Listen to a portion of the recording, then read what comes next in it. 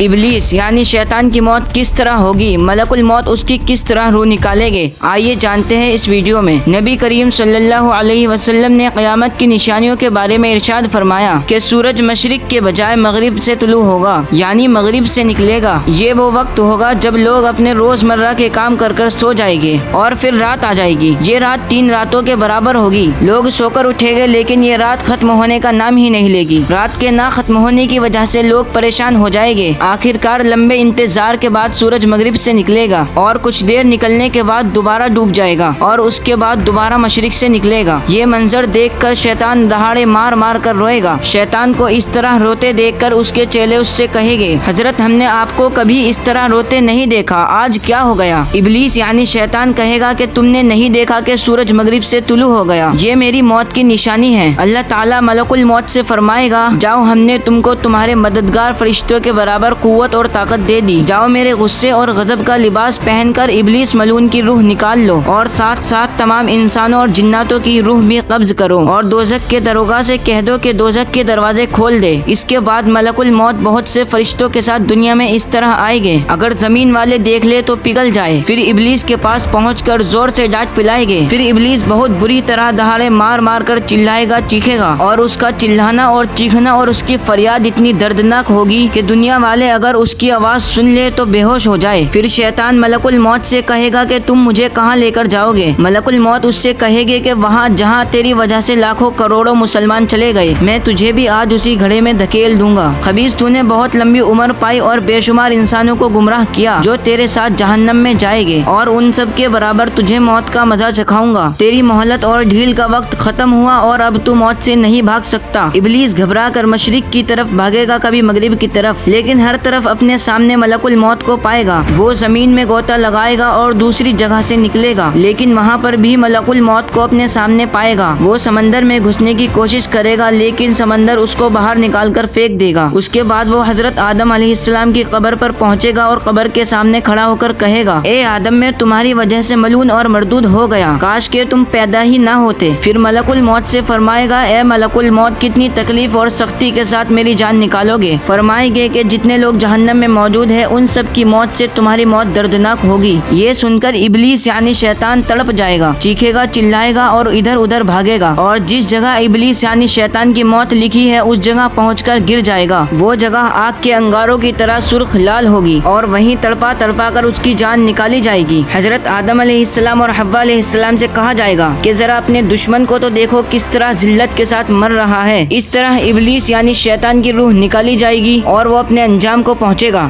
السلام علیکم۔